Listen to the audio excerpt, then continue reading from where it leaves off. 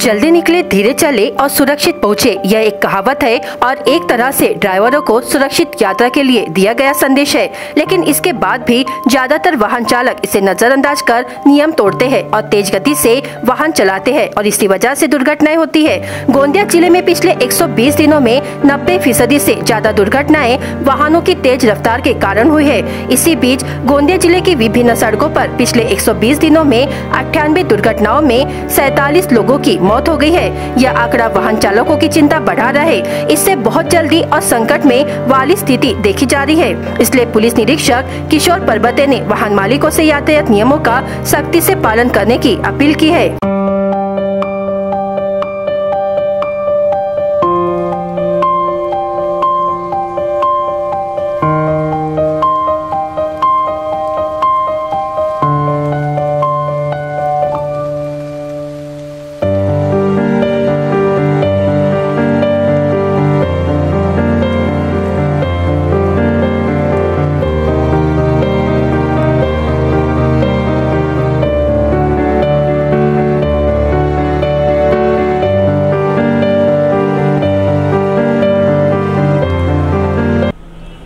मागच्या वर्षी 2023 मध्ये डिसेंबरपर्यंत गोंदिया जिल्ह्यामध्ये एकूण 268 अपघात घडले।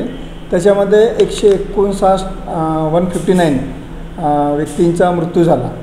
सोबतच 188 लोक गंभीर जखमी झाले। त्याचप्रमाणे 2024 मध्ये जानेवारी ते एप्रिल 2024 पर्यंत आतापर्यंत 98 अपघात झाले।